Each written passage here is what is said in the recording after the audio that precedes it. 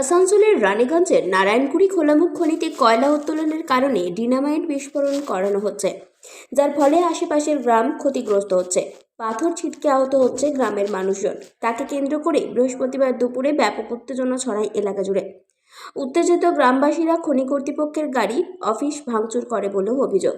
সেই ক্ষতিগ্রস্ত গ্রাম শনিবার পরিদর্শন করেন আসানসোলের দক্ষিণের বিধায়িকা অগ্নিমিত্রা পাল।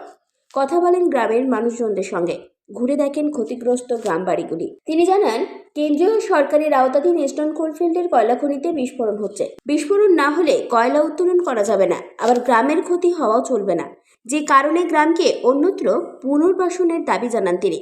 এই বিষয়ে ইসিএল এর সঙ্গে কথাও বলবেন বলে তিনি জানিয়েছেন।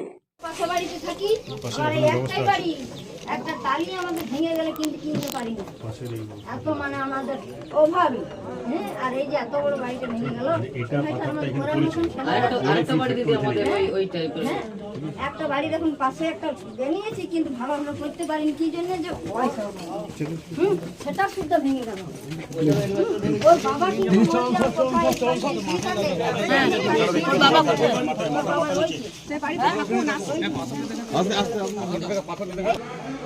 বিপজ্জনক অবস্থায় রয়েছে। দিদি একটু দাঁড়িয়ে ছবিটা তুলুন।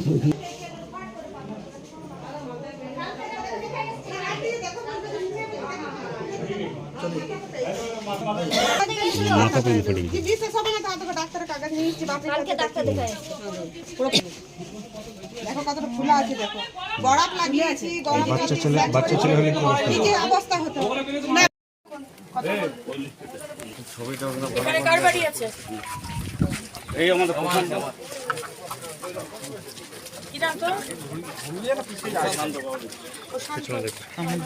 পছন্দ ভাগো ভাগো ভাগো।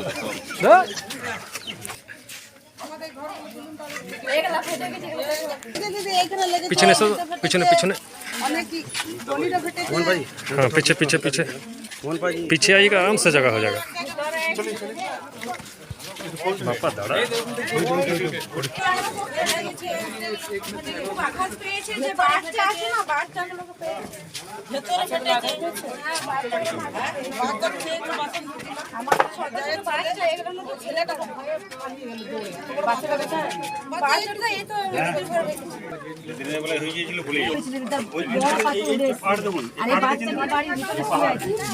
মোটামুটি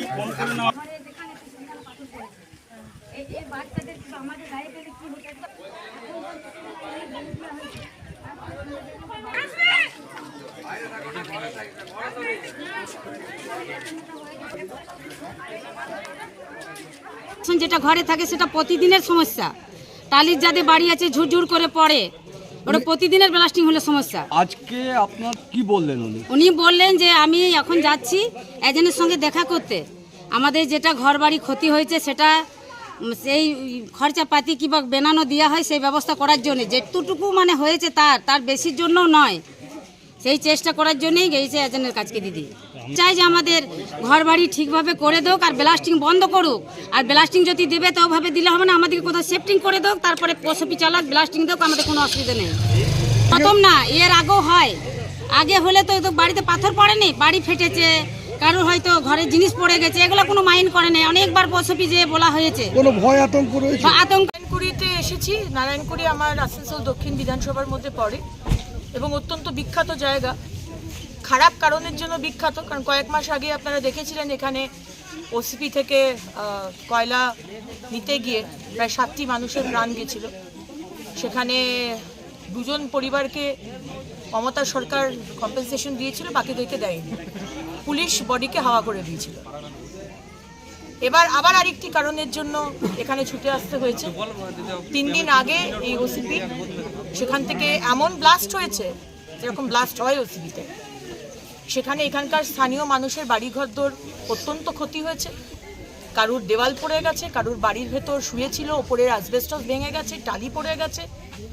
মানে ভগবানের অশেষ কৃপা যে কোনো মানুষের প্রাণ যায়নি, কোনো ছোট বাচ্চার প্রাণ যায়নি। দুপুর 2-2:30 নাগাদ হয়েছে, যখন সবাই দুপুরবেলায় খাওয়া দাওয়া করে ঘুমোচ্ছিল। রাত্রিবেলা হলে আরও হয়তো ভয়ানক হতো। তো সেই আজকে বাড়ি পরিদর্শন করতে এসেছিলাম এবং এখান থেকে আমি যাব কুনুস্তরিয়া কলিয়ারি জিএমের সঙ্গে দেখা করতে। কারণ দেখুন, বারবার এই জিনিসগুলো হচ্ছে। এইখানে আমাদের দাবি যে এই গ্রামকে অন্য জায়গায় রিহ্যাবিলিটেট করা হোক, কারণ এইভাবে গ্রাম যদি থাকে আর ইসিএল এর কাজ করতে হবে, ব্লাস্টিং করতে হবে, it's part of the job. সেইখানে কিন্তু দুটো মানুষ একসাথে থাকতে পারে না, গ্রামের মানুষও থাকবে, ব্লাস্টিংও হবে, তাহলে এই ধরনের যে কোনো সময় যে কোনো বিপদ হবে, মানুষ মারা যাবে। সুতরাং গ্রামকে উঠিয়ে নিয়ে গিয়ে অন্য কোথাও রিহ্যাবিলিটেট করা, যতক্ষণ না সেটা হচ্ছে ততক্ষণ যে যে বাড়ির ক্ষতি হয়েছে সেগুলোতে কম্পেনসেশন দিয়ে দেওয়া, তারা তাদের মতো করে বাড়ি বানিয়ে নেবে। এবং এখানে কিছু কিছু আরও লোকাল দাবি রয়েছে, সেগুলো নিয়ে আজকে আমরা আমাদের জিএম এর কাছে যাব। রানীগঞ্জ থেকে সঞ্জয় যাদবের রিপোর্ট, 99 নিউজ বাংলা।